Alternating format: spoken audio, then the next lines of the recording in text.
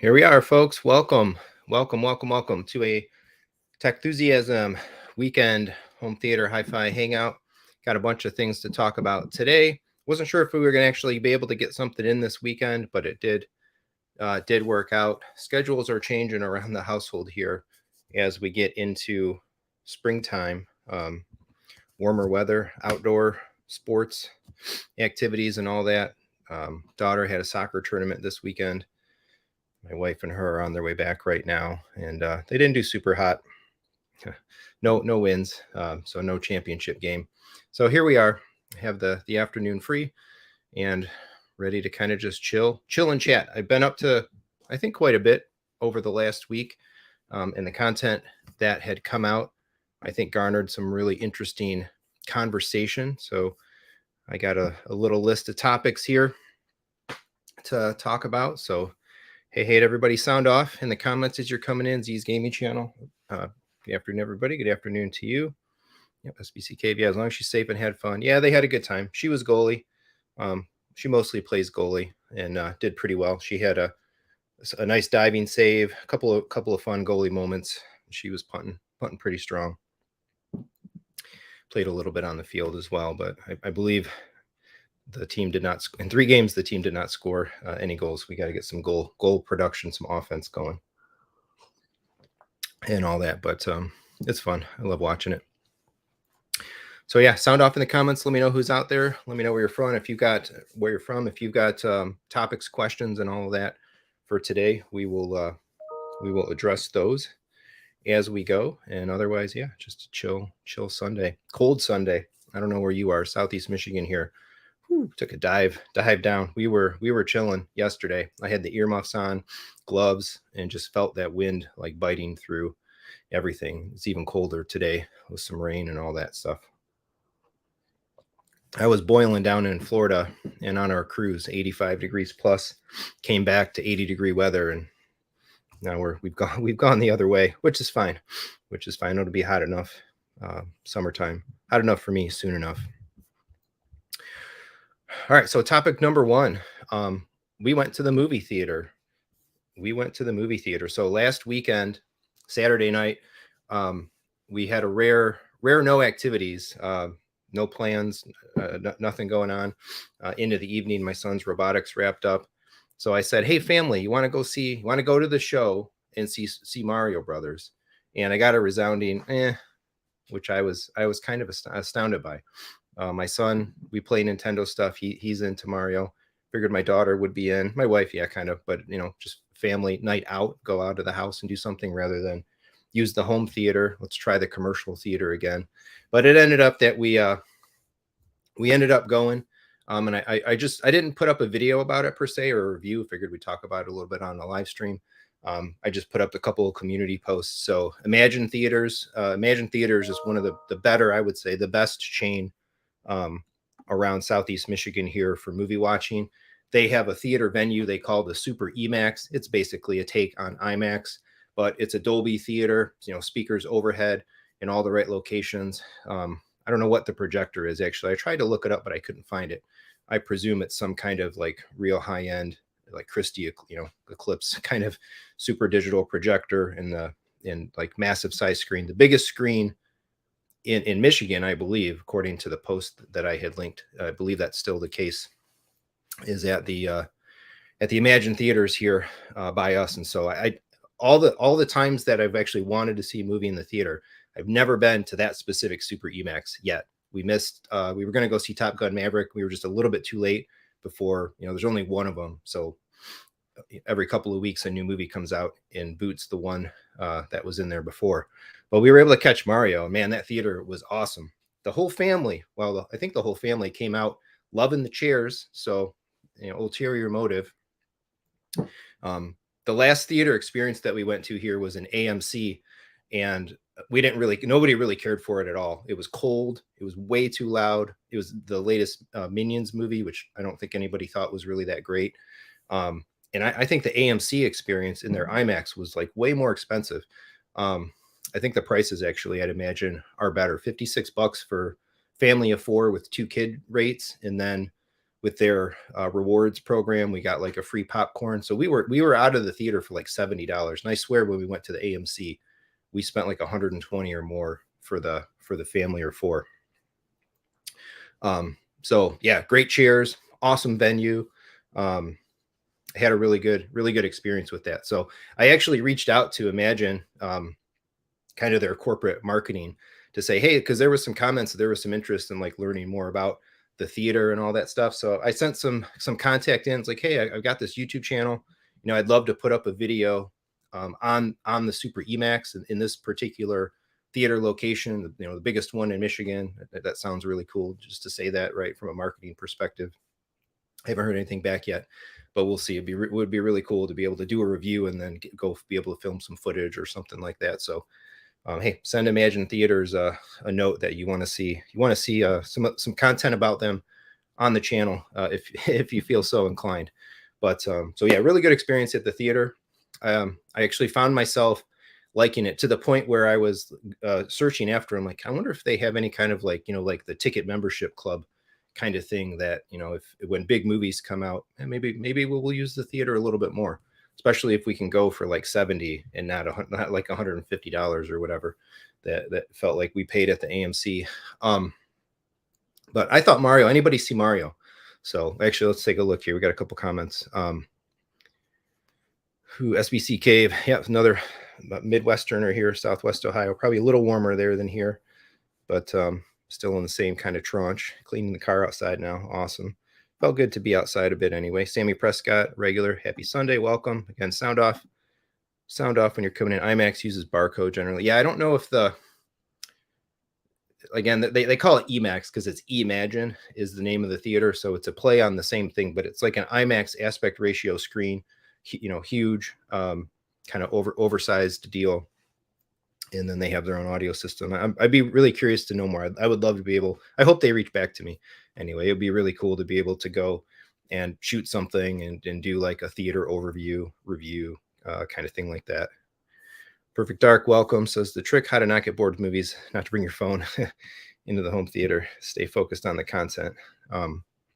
So Mario, anybody see Mario? Sound off and let me know. What did you think about it? Spoiler free discussion. Although by now I think the movie's been out close to a month.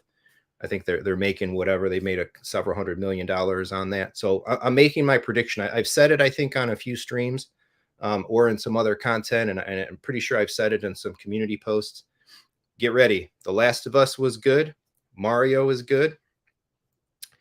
And the Marvel Universe is just sliding into the toilet. I think we're going to see a paradigm shift in the sources of content, and we're going to see a whole lot more in the way of licensed video games coming to movies and television shows, and less perhaps on the comic book side.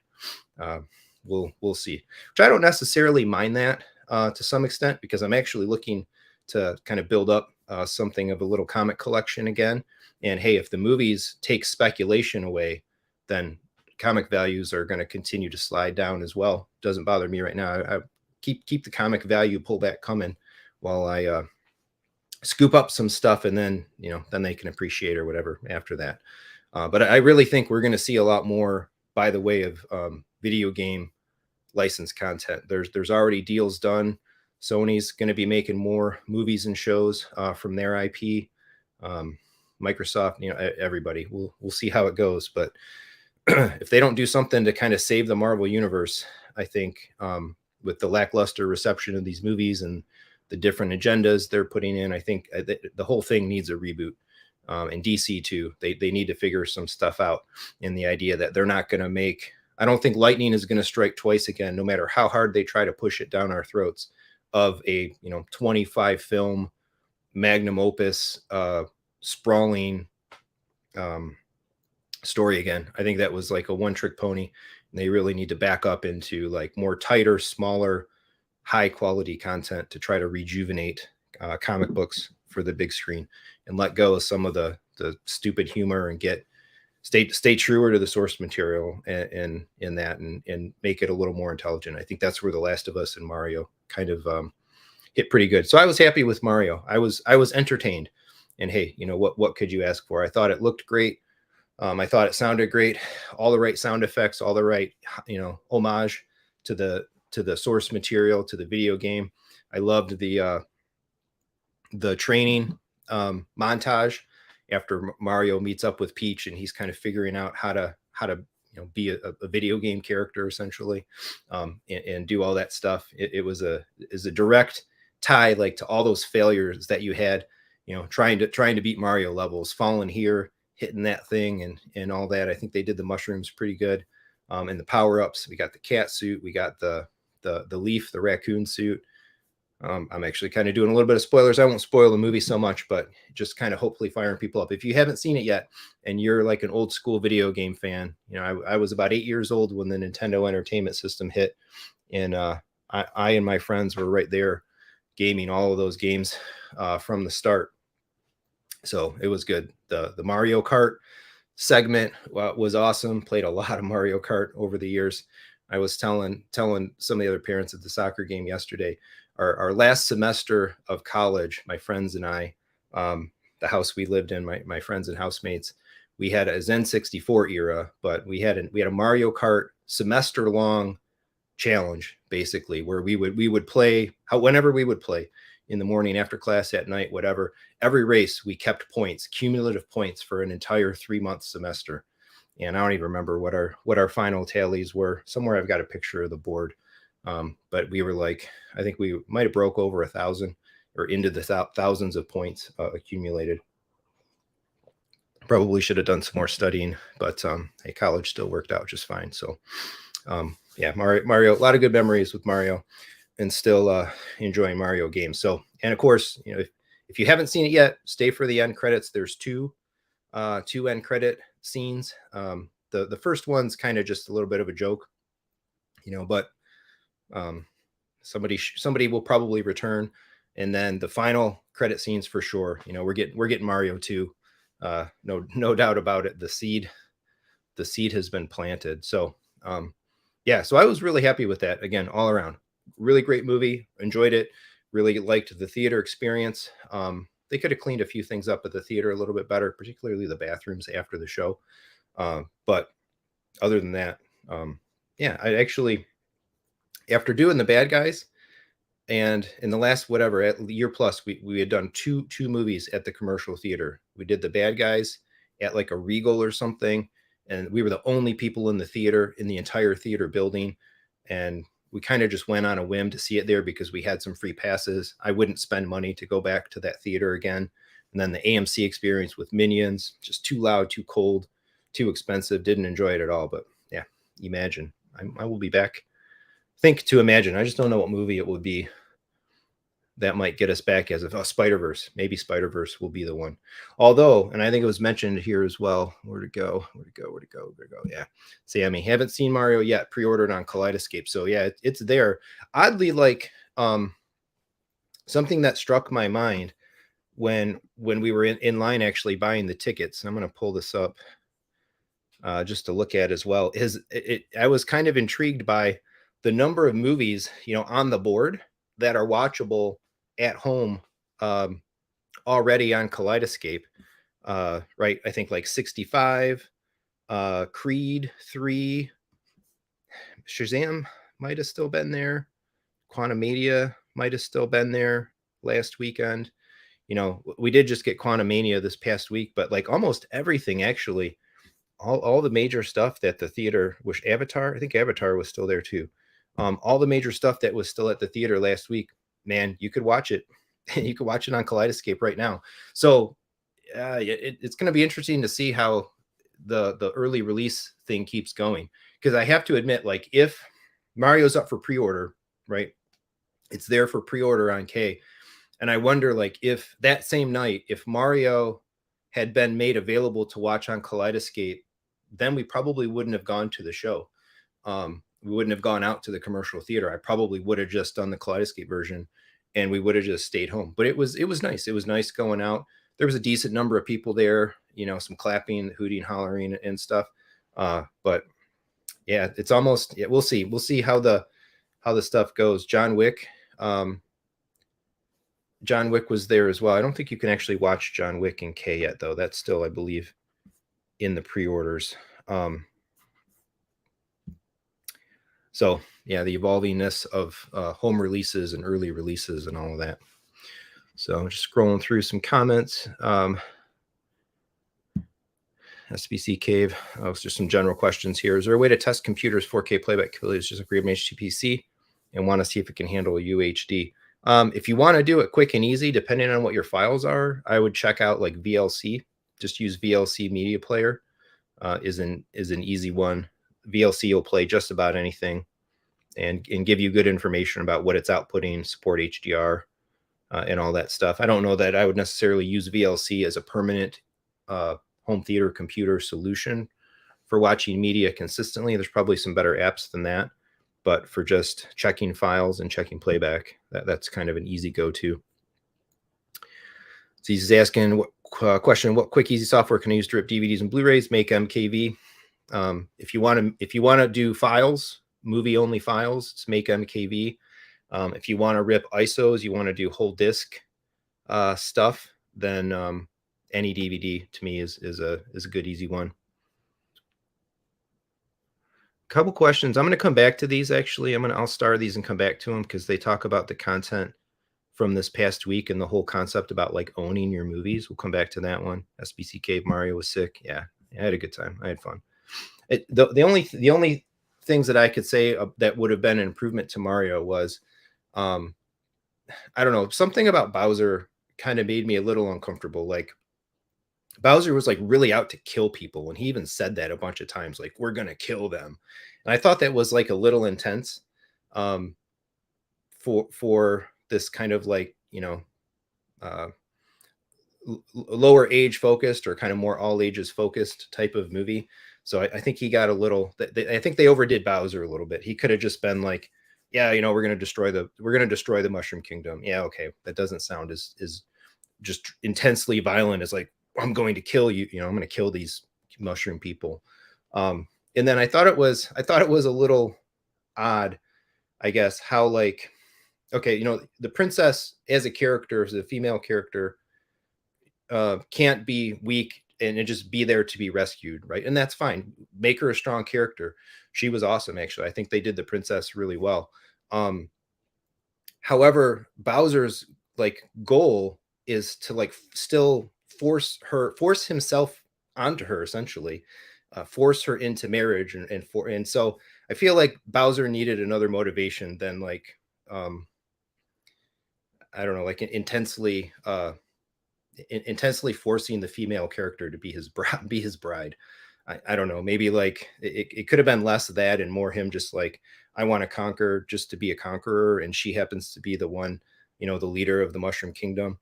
So those two things, I think they could have backed off a little bit on, and it would have not has been as uncomfortable maybe with the an all ages audience. So that were my only two kind of takeaways. I thought Donkey Kong as well. They could have done a little bit better. They could have added a little more dimension to him, because they show him and he comes into this arena and he's all like, yeah, I'm Donkey Kong. I'm going to crush Mario and do all this stuff. And then later on, they like allude to the fact that like he wants to be more than just like the crushing, violent, powerful personality. Like there's more to me than that. So I feel like they could have put a little more nuance in the initial scenes of him, like, not just about him wanting to be a little bit more, but otherwise, I mean, how much can we critique the writing of a Super Mario Brothers movie anyway? But that's if I were to tighten up the script a little bit, that's what I would have done, and I think that would have made it a little bit better in those couple of moments where it's like, wow, like that's pretty intense, especially for some of the ages of the kids that were there, even for like an 8 o'clock or whatever time showing that we went to. Perfect Dark, comfort in your home. Yeah, just too comfortable to go to the movies. Yep, absolutely, man. Control your temperature. Got a blankets and that if you want them right away. Snuggle up. Drinks at your leisure. Stop and pause as you need to. So many virtues to the home theater. Got some more call outs. Bodie McBoatface. Welcome, my friend. SBC Cave. Yeah, my brother and I did that with Jack X, did the time trials. Yeah, we had a good time that semester. My buddy too, my best friend at the time, and that uh, I had a nicer TV at the time, an awesome like CRT 25-inch television that we were rocking in the living room of our house that I had bought. And then so I brought the video, and then he brought the audio. He had a little speaker setup and a receiver. And so in our rented household, in the depths of Flint, um, nice summer semester, I think it was, we'd play that thing so cranked. Like my wife now at the time, or my wife now, but girlfriend at the time when we went to college together, she was walking back from class one day. She's like, I heard your Mario Kart game 2 blocks away coming back from the school academic building. It was a good time. All right, a couple of shout outs here. Zeus using Make MKV. Yeah, Make MKV, any DVD, like those both. All right, yep. So yeah, Mario, check it out. And again, they're making some bank on that movie. Mark my words. Hopefully, we'll see. We're gonna see maybe a shift coming. More video games, less comic books, or maybe not less comic books, but definitely more video games. All right. So sorry, we got a little noise coming through here. The PC's kicking up to the side. So let's talk about that for a minute. PC. So I got the PlayStation last weekend. I put the community post up about that. I think I got it on Sunday. So I've had it a week now. Hooked it up in the living room, put it back behind the LG G2. I never took the mount down. No reason to really take the mount down. It's hidden behind the television anyway, where I had it before.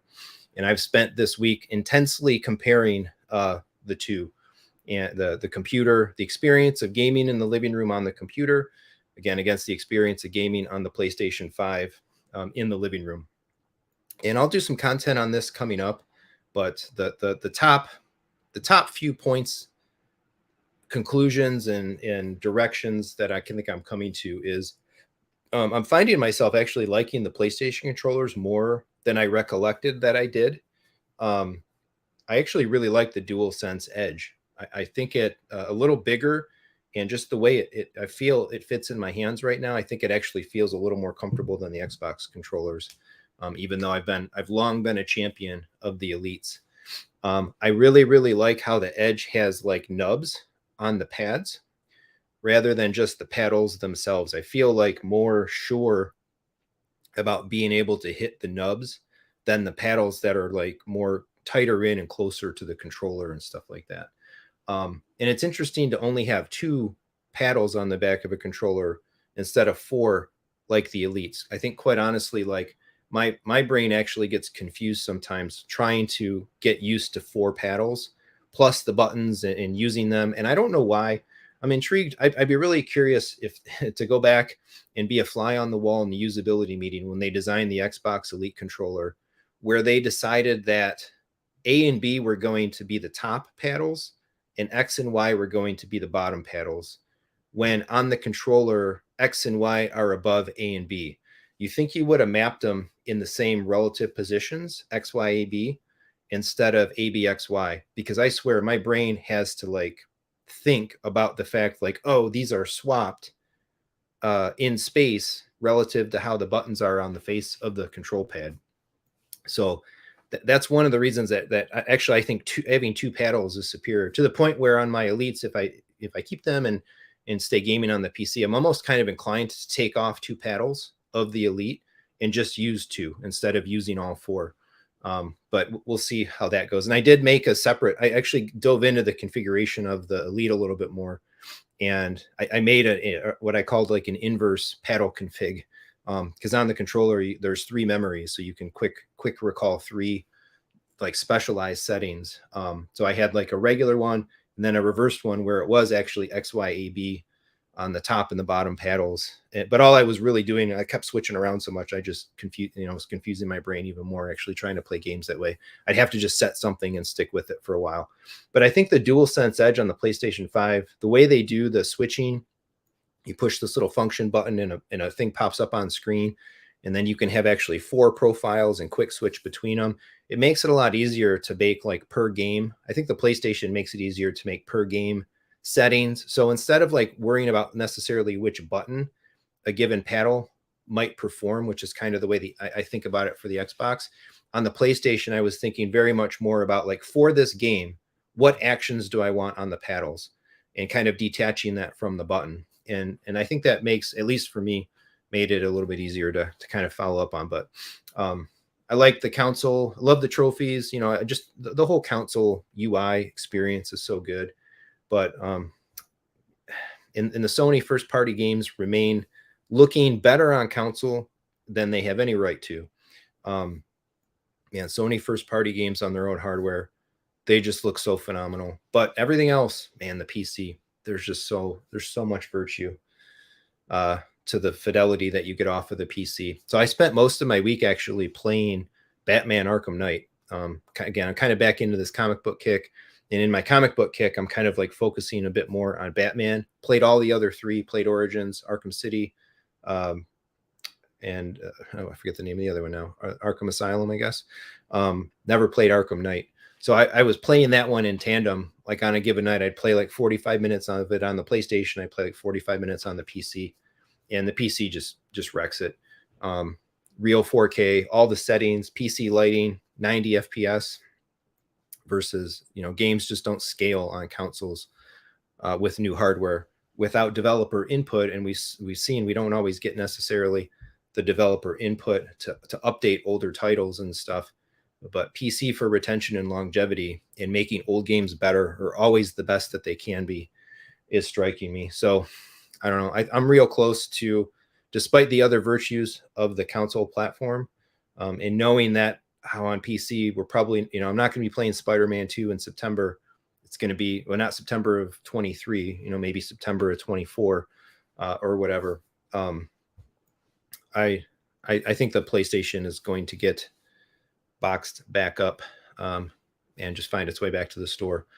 And I'll be back where I started essentially a couple of weeks ago or a week ago, which is the PC, and trying to figure out how to make it as easy and accessible and all that as well. And I also was kind of realizing too, like I was overstating my memory of like how quickly and efficiently I could get into a game on PlayStation versus the PC. Really, like PlayStation only quick resumes one game. And so if I'm using it, or we do some family gaming or something in between, you're always launching games from scratch regardless. And at that point, I mean, the PC can load a game as fast, if not even faster in most cases, than the console will anyway, because the solid state speed and technology is a little more pervasive. So I think we're gonna continue the PC discussion here. I remain with the PC down in the basement, not up in the living room after having pulled it out, cleaning it up and all that stuff. And I think I showed these last week, but we did get a chance to use the cord controllers here. So we've got 4 Xbox Elite controllers running for the family. And we did some 4-player family gaming. We did still have controller disconnects though. And oddly, it was with one of my Series 2. But interestingly, it felt like the person that was disconnecting was always the one sitting farthest away, like farthest away over on the couch. Such that like the signal kind of had to go through everybody, and the signal of that farthest controller had to go through the signals of the other 3 controllers to get down through the walls and through the floor to the basement here.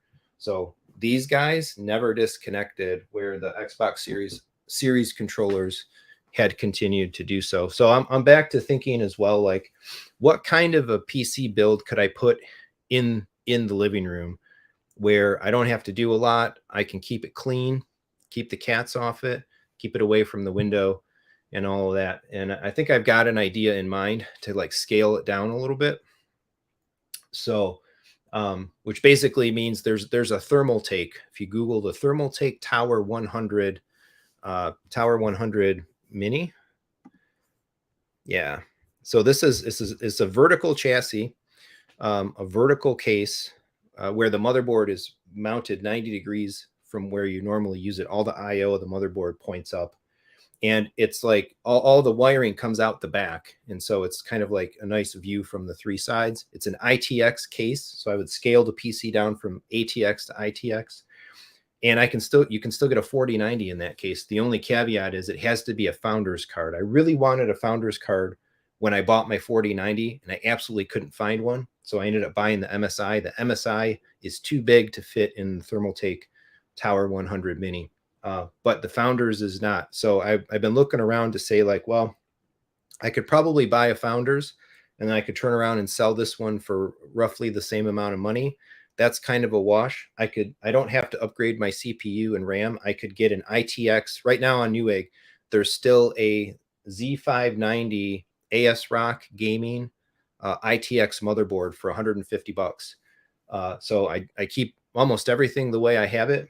Just scale the motherboard down, just keep my current CPU, flip the video cards around to get one in the right form factor, and then sell the all-in-one and just get like a Noxua, the DH15, which is like one of the most kind of standard popular large heat sink fan combos. Put a couple of other Noxua fans in the case, and then that little Tower 100, it's like 18 inches tall and it has a 10-inch square footprint.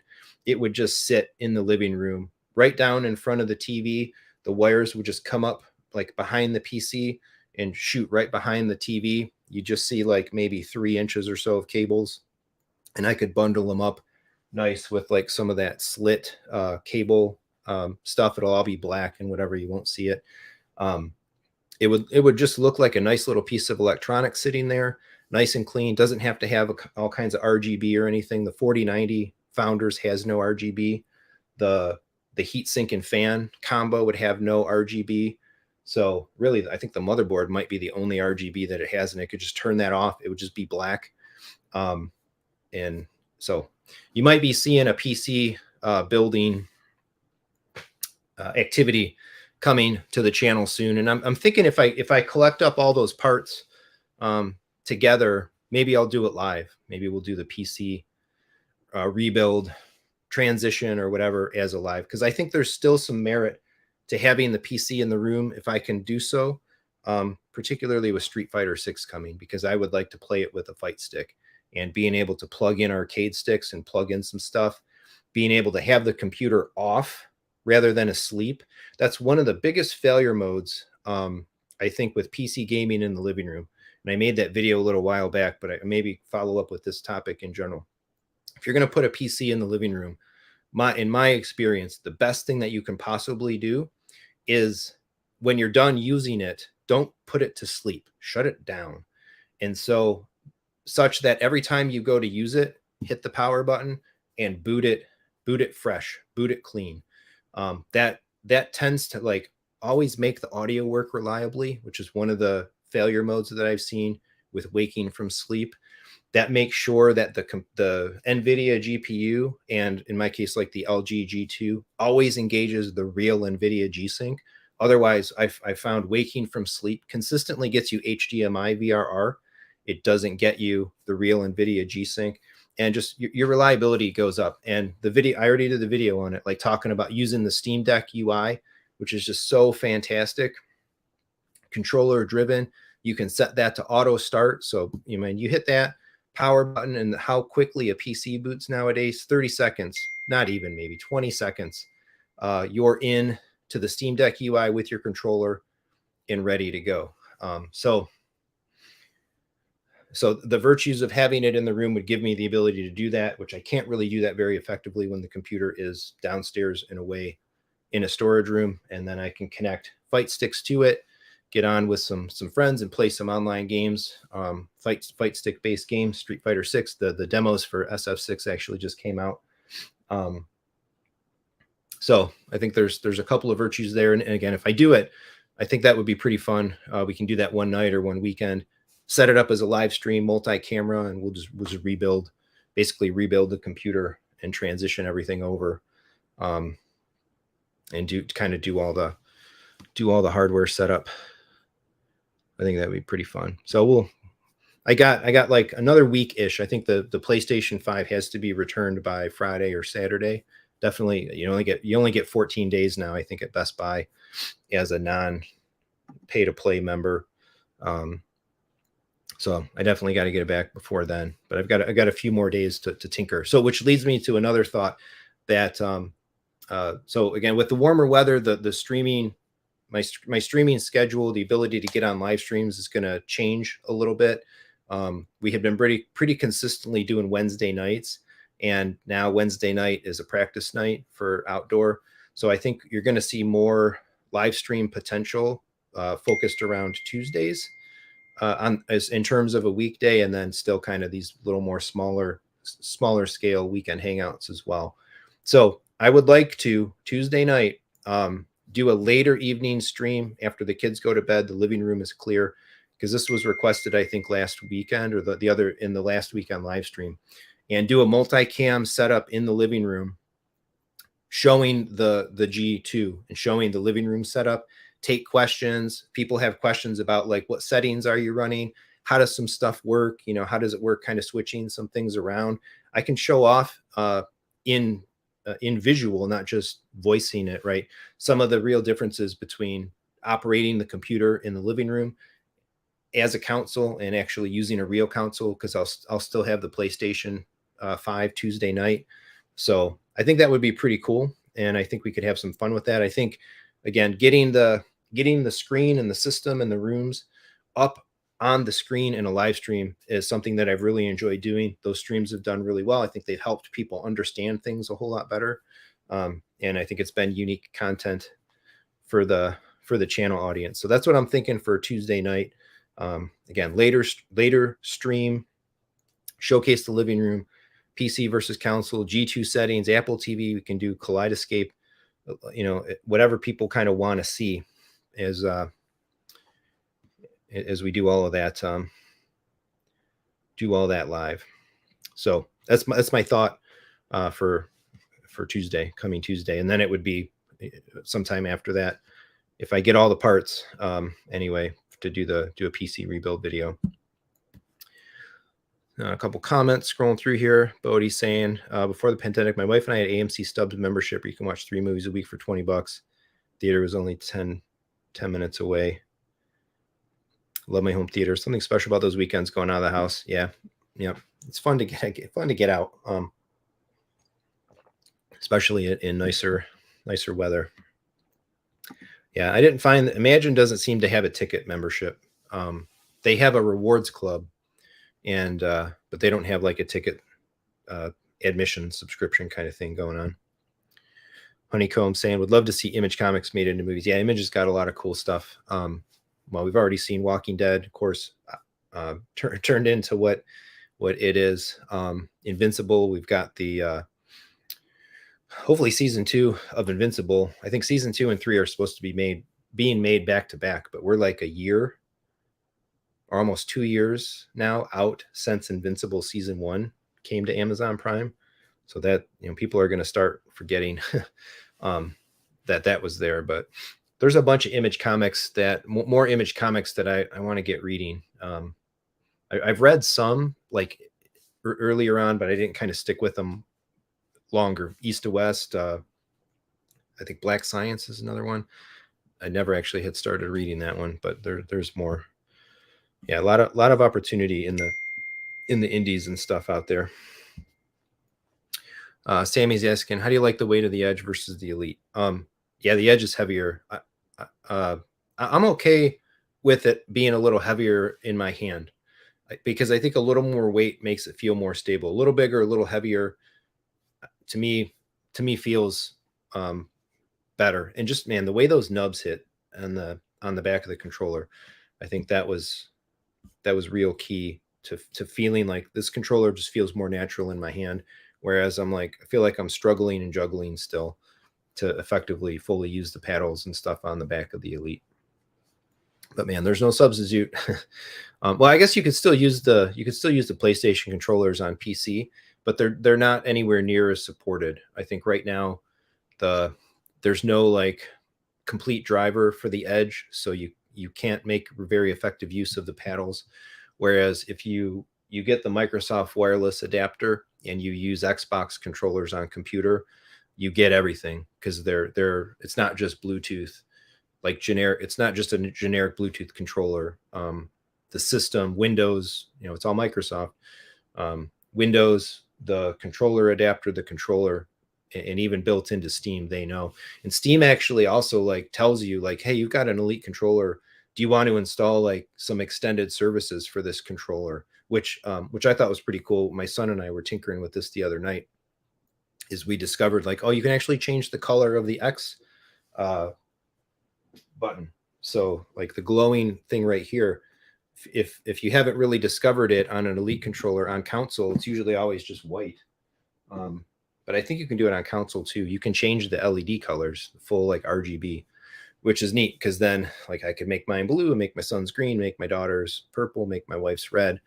But you can do that in the Xbox accessories app, and you can do it in Steam as well, which is actually a little bit of a problem on PC because they kind of compete with each other. And so Steam we would set colors in the Xbox accessories app, and then Steam would end up overriding them. And Steam doesn't lock the same color to the same controller every time. Steam assigns the color based on the order that it sees the controllers, like player 1, player 2, player 3, player 4, which I think is kind of broken. I want to send some feedback to Valve to do that a little bit better, because we just want to consistently have colors for each of the controllers for the people that would use those controllers directly. So what else? So something else fun that was going on in the last week was the collaboration with TKK. All About TKK is another YouTuber. Our channels actually are pretty close to about the same size now. He had been off on YouTube much earlier, and then off, and then back on again. So he talks TV panels quite a bit. You want to get into the nitty gritties of the LG OLED versus Samsung OLED versus Sony and all that. He covers that kind of stuff, and he does more in the like direct gaming realm as well. Love the arcade content. Someday I really do want to have a stand up to be able to play fighting games and stuff on that. But so that was pretty cool. He was originally from Michigan, doesn't live here anymore, but he came back through town, through home, and we were able to hang out. So he came over for an evening. We had dinner. We had so we demoed out the living room. We demoed out the theater, and had a really great time. I think he learned a lot about what can be done with some of these systems, and he put up some content on his channel, kind of vlogging. He did it like an interview in a way as well. So that was kind of cool, essentially being toured and showcased on another channel. Kind of a broken record, I guess, with the concept, but one of the funnest things about doing this stuff and sharing my experience of home theater and audio and video and hi-fi and gaming and all the stuff that goes with it is the engagement with folks,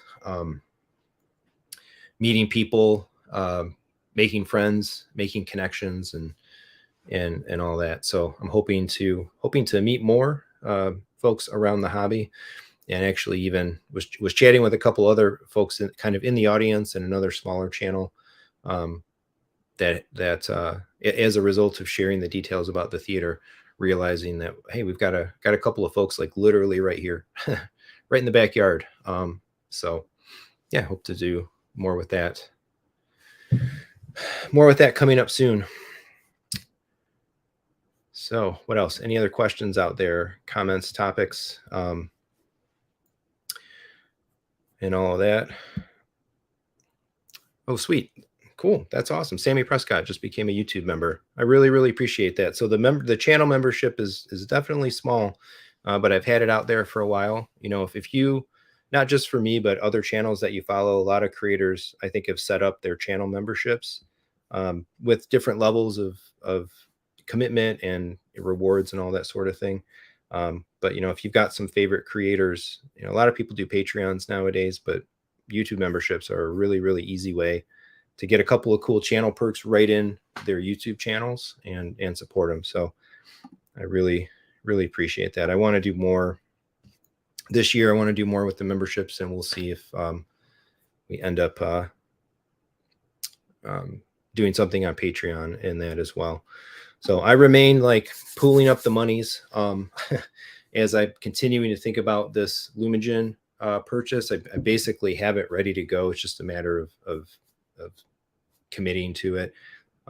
Still haven't pulled it. So I haven't really pulled the purchasing lever on much in this specific week, because I'm, again, mostly kind of focusing on the gaming. I wasn't really planning to kind of revisit the PC versus console gaming thing right now, but the nerve struck me, and so that's where my interest went, and we'll see where it goes, if it goes into a PC rebuild. But hopefully the PC rebuild won't actually cost me much at the end of the day, kind of side grading and swapping parts around for form factors, selling the stuff that I don't need. That should be within a couple $100 of being a wash deal. And then we can get into some more things, new amps, Class Ds, the Emagine, and some other things along those lines. Still have to book my audio advice travel. Still have to book my audio advice travel as well.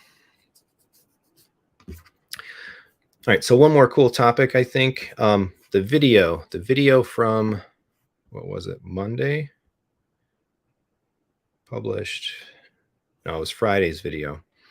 Monday's video this past week, I think, was another one of the Apple. Oh, no, that was the streaming. Sorry, the streaming comparison of Avatar. So to wrap that one up real quick, we didn't see streaming numbers akin to Black Panther, Wakanda Forever, but pretty good. So I think talking about where you source your content from remains always a point of interest for me. And I think something that's of interest to the channel audience. But Friday's video was all about owning content, and particularly like the definition of this discussion around streaming. You know, we talk about, and it happens so much on the channel here too, where like I'll make a video talking about physical media versus streaming, and then it becomes in the comments or in discussion, and again I see so many other places as well, inevitably like somebody compares like physical media and Netflix, and it's like, oh, it kills me every time. It's like, those are not the same thing. Streaming means two things in our hobby. It means a type of content deliver, like the basis of a piece of content's delivery, meaning literally from some server somewhere the bits are being streamed to you. But just because it's streaming doesn't mean it's Netflix. You can stream content to you by virtue of buying that content with a platform or with a digital storefront, or you can stream content by virtue of subscribing to a service. And when people say streaming, that's usually what they mean. Here, I really, really try to mean the delivery mechanism. I don't mean the concept of a subscription service. So when we talk about ownership, do you own your movies? Do you own your content? Well, if you hear me say that, and you hear me say streaming, and you think Netflix, you don't own your content. You don't own anything. Netflix, Disney Plus, HBO Max, Peacock. You don't own any of it, and there shouldn't be any expectation that you do. And so, you know, some people I'm sure get away with like, I just subscribe to Netflix. I watch whatever Netflix is able to provide me. I don't buy movies physically. I don't buy movies digitally. I'm just happy with whatever they might put on the service. And that's great, right? If that's that fulfills your content needs and desires, and you know, desired level of fidelity and all that stuff. But I think by and large, like in the more core enthusiast community, we're kind of more collectors. We whether it's physical or not, you know, I think we tend to have favorite movies. We like to own those movies in some manner or capacity. And so we all use Netflix and stuff. But as I said in the video, I don't use Netflix for anything other than Netflix exclusive content. I don't rely on Disney Plus, you know, for the Marvel movies that I want in my library. You know, maybe I might quick pull something up on Disney Plus to watch it or jump into something or whatever. But, you know, I've got a Kaleidescape copy of the entire Marvel Cinematic Universe. I've got an iTunes digitally owned copy or right of the entire Marvel Cinematic Universe. And so there's stuff that I want to feel that sense of ownership for. And then there's some stuff that I'm fine just, you know, taking it from the service provider and streaming it. So anyway, that video was really about those concepts. And there was so many comments, which is awesome, about, you know, people sharing their approaches, and I do these things over here and I do these things over here for these reasons. And I think that's awesome. As long as you have like a reason why you're doing something, you're probably ahead of the game. If that goes for so many aspects of life, right? Do things with intentionality, and in all the facets of your life, and you're kind of ahead of the game versus just kind of doing things willy-nilly,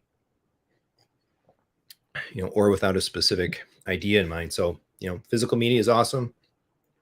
Building a digital collection of content with a service provider that you have good faith in, I think is also quite awesome. And there's virtues and pros and cons to either one. So thanks so much, Sammy. Again, thank you for the membership. So much appreciated. If anybody else has a desire to throw support to the channel, the options are there. Absolutely feel free. Or after the fact, if you're looking for stuff on Amazon, audio advice, right, there's all the affiliate things are there as well. So let's go back to this comment. If he's still around, he or she, Honeycomb, was asking, do you keep movies you purchase on iTunes there, or do you move them to a server? So this one, it was an interesting question, because and probably almost could elicit its own video for like a topic clarification and point.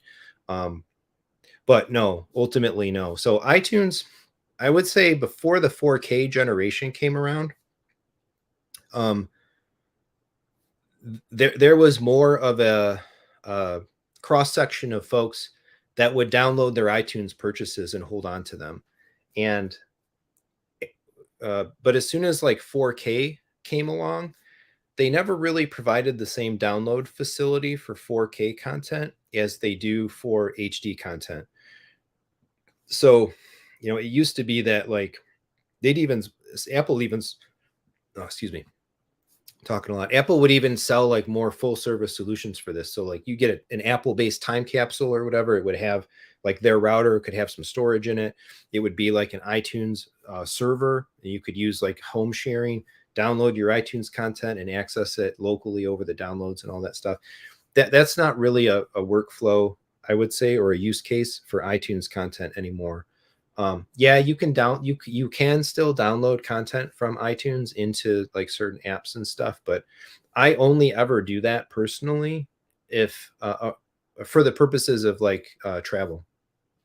If I'm going on a flight and I wanted to watch a movie or a TV show on my iPad, or a couple years ago, actually, I think it was, I took a business trip to Germany for a little while, and I downloaded a bunch of stuff. I took my iPad full of like TV shows, and because I didn't expect to be able to stream anything, and I expected to have some downtime, evenings at the hotel or whatever, where I could binge watch something, and I wanted to have my own content with me. So I only treat iTunes downloads as a matter of portability nowadays, not as a matter of like retaining them or keeping them in some more definitive way. I don't have anything iTunes downloaded on my server. The content that's on my server is physical rips, not digitally downloaded stuff. And the second part of this question is, do iTunes purchases always require internet connection to play? So yes, right. If you're streaming it, you have to be online to play it. And I get the fact that's maybe what makes online ownership or digital ownership and streaming based delivery not potentially feasible for everybody. If you are in a situation where you don't have good, fast, and reliable, decently priced, and good enough of a data caps to be able to stream or play on the fly everything that you might actually want to consume. I think that's one of the major reasons why somebody would, or a pretty significant reason why somebody would be a physical media, stalwart, because that's the way that they can reliably play content.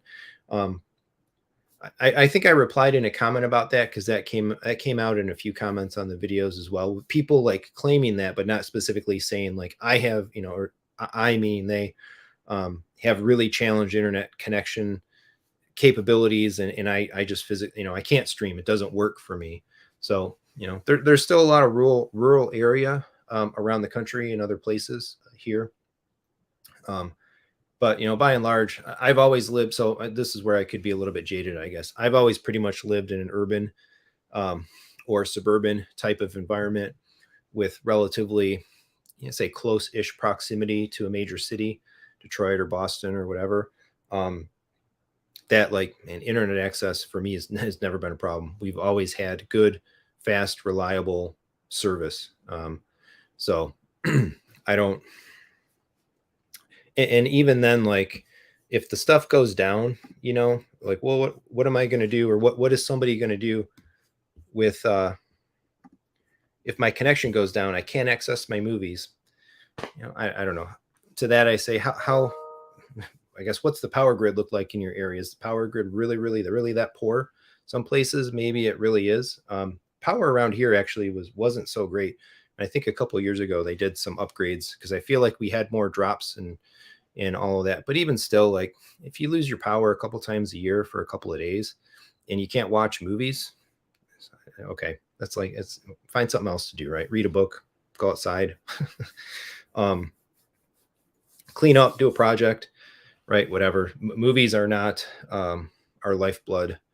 And so, yeah. So anyway, I some of those things I think get a little bit overstated, but as a challenge to streaming. But you know, if those are the realities of your lives, and physical media helps you circumvent that, perfect. If I lived in a real rural place and I couldn't do that, absolutely, I'd have a big old collection of discs. If I couldn't stream or I couldn't download within reason from Kaleidescape because of service and data cap limits and all of that sort of stuff. But again, the concept of that video, it was really all about the idea of like conflating the term of streaming, and that if we're going to compare, okay, do I want to buy discs or do I want to buy movies on iTunes? That's an apples to apples comparison. Do I want to buy discs or do I want to get all my stuff from Netflix and be upset when like I lose access to something on Netflix? So I'm going to make sure to buy the disc instead. That's like apples and oranges. And it cracks me up. It kills me to see the apples and oranges comparison in forums and discussions and all that when I see it. So it kind of prompted that video. Cool. Wow, this is awesome. 2 new members. We're like actually doubling up. The member community has grown by 50% in the last 10 minutes. Awesome. Thank you so much. I will not even begin to know how to pronounce those characters, but I know that you have been in the live streams here quite a bit lately and engaging and communicating. And just so I will give my utmost thanks and respect and all of that. I hope the channel is fun and entertaining and useful and informative to you. So just got done ordering my Ascend acoustic speakers, ELX Tower, Sierra Horizon, 2 pairs. Cool. Awesome. Getting that space set up. Name is Ren. Perfect. Again, thank you so much. Thank you so much for the memberships, for the support and all that. I've mentioned it in the prior live streams, but again, like Techthusiasm is a full-on business here. And all of the revenue for this channel gets put back into it, basically accumulating that revenue and helping to facilitate buying more stuff, upgrading things to be able to talk about it, share it, experience some different things, and just do more, be able to do more in the hobby. So super appreciated. That is just awesome. Buckeye amps on the way too. Cool. Getting those class Ds. Yep. 8 and 3. That's great. Oh, that's actually a super combo. So then, you know, keep that LCR on the 3, put all those other kind of ambiance channels, surround channels, immersive channels on the 8, and you're rocking. I've been considering, I did spend a little while this last week still considering my amp situation. I have to admit that like inertia, I'll have to overcome some inertia to really get motivated to change, just because the system works so well right now. And, you know, I did the videos on the buzzing. Yeah, there's buzzing in the living room, but everything has to be quiet and no content playing. And you got to get closer to the speaker than the couch, and you can hear the buzzing. And I want to eliminate it. I want it out of the room for sure. But man, stuff is installed. It's working. That's the only limiting factor. But I was looking at this challenge. It's like, man, those NADs, like, it just kills me that NAD doesn't have more flexible channel offerings in the Master Series, and getting 7-channel NADs, just in the long run, it might match up, but only if I upgrade to speakers that are like biampable. Otherwise I'm going to be wasting a lot of amplifier channels. So it had me thinking, like, is there another option? And so, you got other companies like this, other offerings, Buckeye and others, where you can get more custom configurations. And so of all the Class D makers, and Buckeye is basically right in my backyard too. That guy's not too far away from here. So I have to say it's definitely compelling, because I could get away with a four channel for the living room, and then I could do an 8-3, or the other brand that I was looking at quite a bit remains Apollon. Something about the way their stuff looks. I really like the look of the Apollon audio product. And Apollon, you can get a 4, and you can get an 11. So I could do that. They're actually a little more expensive though, unfortunately, in those two configurations. I would actually be spending more to get an Apollon, at least comparing like MSRPs and stuff like that. I am able to get some level of discounts and whatnot, but still, the Apollons come out more expensive for a 4 and an 8. So, or I'm sorry, a 4 and an 11, 15 channels of amplification comes out more expensive from Apollon than I'm actually able to get 21 channels of amplification from NAD Masters stuff. So in that respect, like, who cares if I'm wasting the channels if I'm spending less dollars? But at least the Apollons too they're the higher level Purify module, where I think the NAD is there's 2 levels of the Purify module, and the NAD uses the lower one. The Apollons would be able to buy the higher one, a little higher wattage, whatever, better quote unquote module. But I just haven't decided to move ahead on anything definitively yet. I did reach out to the Apollon audio folks and say, hey, I'm considering these purchases, next amp generation for my home theater. I'm really interested in Class D. I'd be able to do reviews. I'd be able to cover the stuff. And so we'll see where that conversation goes. But I got to sell the inertia to sell the thing that's sitting here fine and working, in order to make change. But at some point, I still want to. I'd still very much want to get the living room speakers and stuff off of the shared amps. Stop using Zone 2 just as of the AVM 70 just as basically a trigger, and instead let the living room operate more on its own, and stick to the Zone 2 just for some sources. So Honeycomb, yep, thanks for the answer. I'm at the point where I'm deciding if I want to continue the physical route versus a digital route. Yep. Kscape or iTunes. So, well, hopefully you've been redeeming codes along the way for any movies that you've bought. So in that respect, those codes probably should have ported Movies Anywhere, ported through to iTunes. So you've got a jump start perhaps on the iTunes library already. And we've covered it on the channel, right? If you get into Kaleidescape now with the physical collection, you're in a more privileged moment, being able to connect a cheap Blu-ray drive, take your physical discs and catalog them for the most part, some cheaper purchase offers.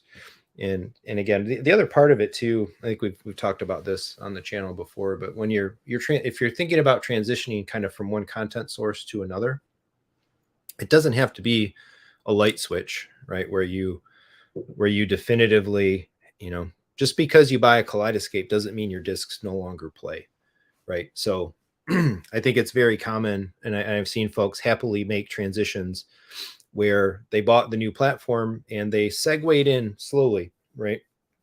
They made their way in slowly. They started buying new content in the platform. They waited for some sales and bundles, and they might have then transitioned or picked up some favorites, rebought some favorites in the new platform. And that's the case for K or iTunes, because iTunes, they both platforms run really great sales every week. There's always new stuff for sale, and iTunes stuff is just on sale.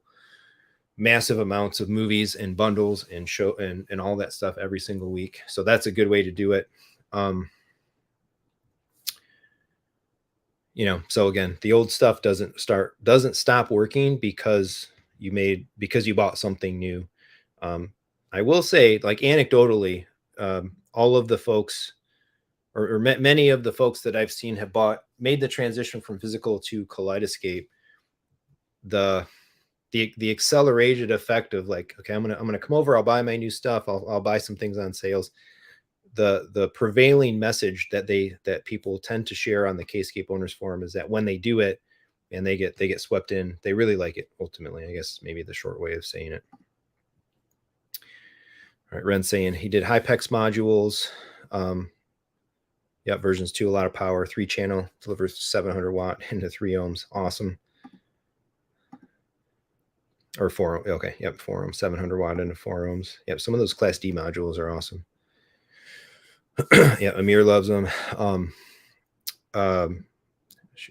Ryan, I forget the name of his company now. The Michael's friend, Youthman's friend, they stream together on Sunday nights.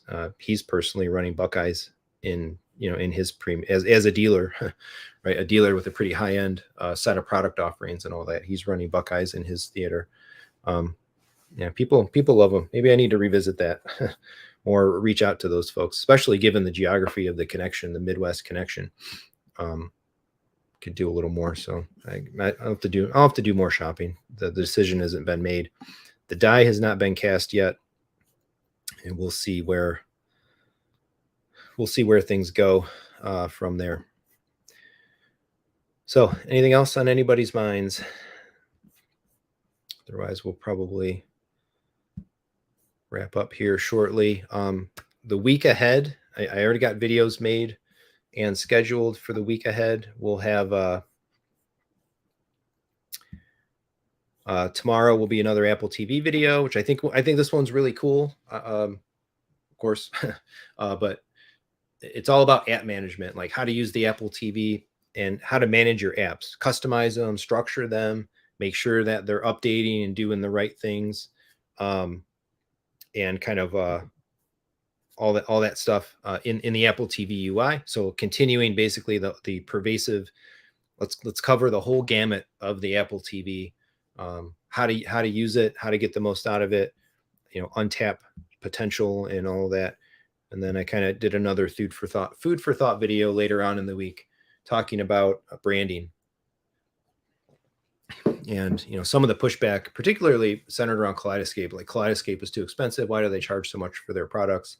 And all that sort of thing, as well as some other brands around our hobby. But similar to last Friday's video, I don't want to steal the term. I really like Brian's tech therapy, the whisper status, like the idea of like this tech therapy video. That's such a great concept. So kind of channeling that idea with this past Friday's video and the coming Friday's video, but breaking down the idea from like a marketing perspective of what does it mean for a brand to be a luxury brand. And it really does make a big difference in terms of like how and what a company, what products they make and how they position them, and how we should kind of look at them basically with respect to how they kind of classify themselves. And maybe it'll give a little clarity to understand the motivations and operations of a few of these brands in our hobby. So, and Bodhi's saying, wish they weren't called Buckeye. You a U of M fan?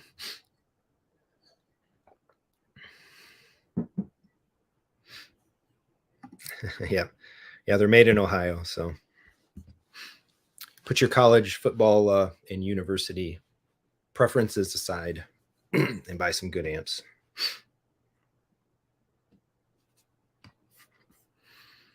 I'm a Michigander. I still like Ohio. I've got a pretty decent amount of family actually in Ohio, Northern Ohio, Mid Ohio.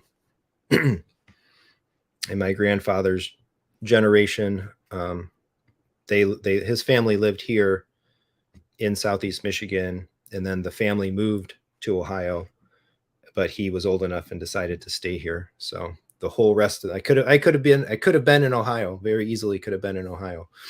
If my whole lineage had decided to follow that path. But my grandpa, he was just old enough on his own as an adult to say, no, I'm good. I'm good in Southeast Michigan. So everybody else went, his brothers and sisters and parents, they all went south, and he stayed here. So could have been a Buckeye.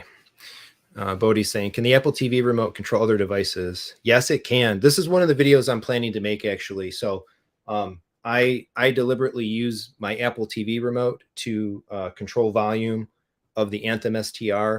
There's a couple different ways that an Apple TV can control other devices. Basically, well, two ways. You got HDMI CEC, and you have IR. So if you don't want to use the CEC because it's finicky, then an Apple TV can actually learn IR commands and regenerate them to control devices. That's exactly how I have it set up with my STR. So I am planning that for one of the coming Apple TV videos, is other device interfaces, and specifically like how to do the IR learning and set it up and all that. And I already have the videos on the channel about like extending the IR as well if you need to do that. I use some devices off of Amazon. So I have taped up just under my G2, just peeking out from the back of the bottom of the TV, is an IR receiver. That receiver goes through some Cat5 wiring all the way down to the rack here.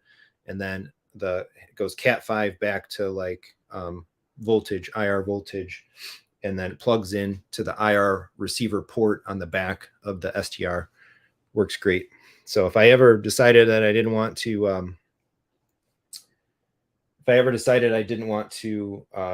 use the Control 4 remotes, and I wanted to use the Apple TV remote, I really wanted to be able to do to room control the volume when the devices are further away. So those videos, I did those ones a while back.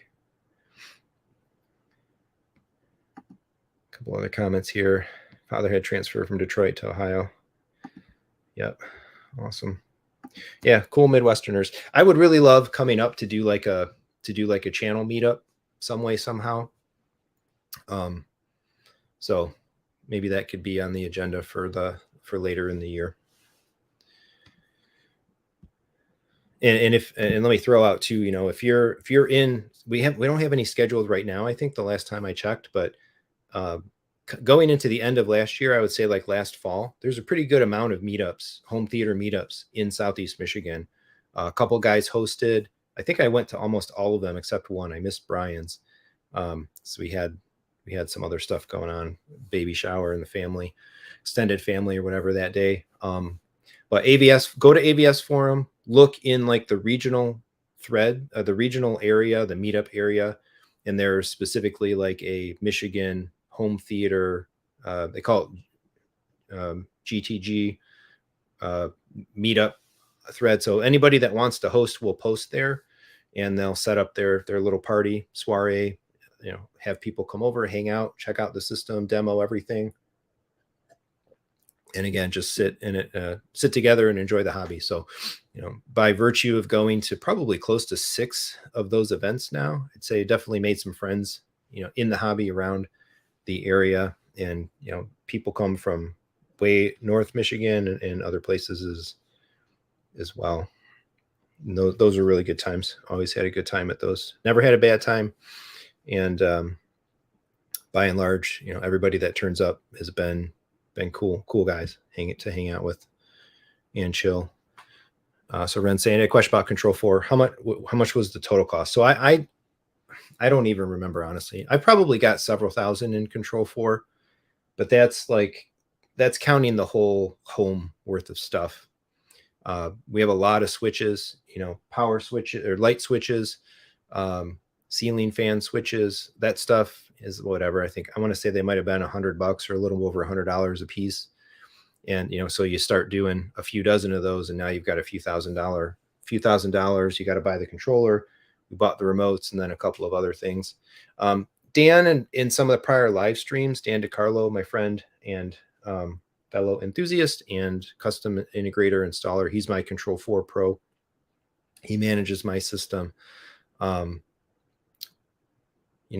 think he said in those prior streams, at a minimum, if you wanted control and you wanted, a Halo remote now, basically is what you would get, is on the order of like several $100. And then from there, you start to spool up depending on what other things that you want to control. I did actually give Dan the go ahead to say, like, all right, bring me another Halo non-touch. I don't think I really need the touches. I'm kind of tired of waiting for them, and I want these Halos in both of my rooms. So I'm not sure when, hopefully soon. I need to have him over, bring the second remote and tweak up a few things and get that all locked down. We'll be doing that soon. Yeah, Art is in Michigan here. He's about 90-minute drive or so. Maybe not quite that far from here. Say about an hour west-ish of Ann Arbor. But yeah, last year Art hosted like a massive party. It was huge. Food was awesome, fully catered, like open bar. And then they gave rolling demos. So when you came in, they gave you like a color sticker. Sorry, you're the purple group. And they went through kind of the same demo reel, showing off that projector. It was absolutely magic. Absolutely magic the way that Eclipse looked in his theater. Just absolutely fantastic. Cool. That's what I had. One more shot. Any other last questions, comments, thoughts, musings? What are you doing with the rest of your day? I think we're hanging out with some friends tonight. Some close friends. So we'll be chilling. Maybe we'll catch up. Never did watch the WrestleMania matches. There might be a couple of those. Maybe we'll pull those up tonight. Watch a couple of them. And then back to the grind. Back to the grind. We're going to be a busy few weeks ahead at work. I got people traveling to visit, got product planning, all kinds of stuff coming up. So we'll see. Look for the details, maybe by tonight, if not by tomorrow. I would really like to do that live stream, living room, gaming comparison, LG settings, and all that stuff. Tuesday night is probably going to be the operable night to do it. Later stream. I've been telling TKK, I'm like, man, we got to get on a stream together. Let's do a multi-channel thing, hang out. I've been chatting with Brad, Home Theater Gamer. We'll get on with him again coming up soon. Get this PC going, get some of the other equipment running. Who knows, maybe go to the theater again. I don't know what next big movie's coming actually that the family would go to. Definitely not Fast 9. Probably be Spider-Verse. But in my comic bender research, collecting, and all of that will continue.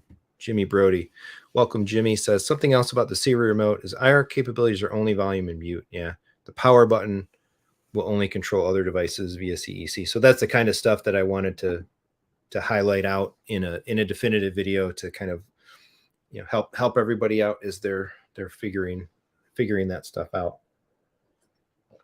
It's unfortunate. I don't take advantage of CEC in my setup right now. Fundamentally, I can't actually. So I run my living room sources into the living room TV. By and large, we'll consider the Zone 2 of the Kaleidescape as like a special deal, but effectively the Zone 2 of the AVM 70 just goes to the TV anyway. So you could still argue all of my sources go directly into the TV, and then I go optical audio out of the LG to the STR. The STR in Anthem's Infinite Wisdom, I know Andrew Robinson harps on this quite a bit, is like, man, every freaking 2.x channel preamp, integrated amp should have an HDMI eARC input, period. Full stop. No reason not to, no excuse. Every single one of those devices should have an HDMI ARC input so that you could pipe audio and control back that way. Over optical, there's no control. There's audio. It's 2-channel, lossless, full bandwidth audio, but there's unfortunately, no control mechanism. So otherwise, it would be nice to be able to do that when the device is removed, like it is here. So hence Control 4, and I've been pretty happy with the Halos though. So the Halo has consistently been going well. I get maybe 3-4 days out of it before I have to make sure to put it on the charger in a given night, but it's working good. It can control all my stuff. We can turn the fireplace on and off from the lazy, cozy position, laying on the couch under our blankets without having to get up. That's a virtue, especially on these cold Michigan nights.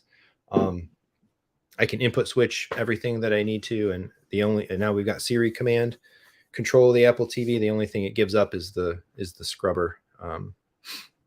So I'm happy with the Halos, and I think I will be fully committing there. All right. That's it. I'm going to go check in with the family. We're going to do some things this afternoon, and then off for a friends hangout, rare one on a Sunday night, but life is busy and that's what we get. So thank you so much, everybody, for coming out.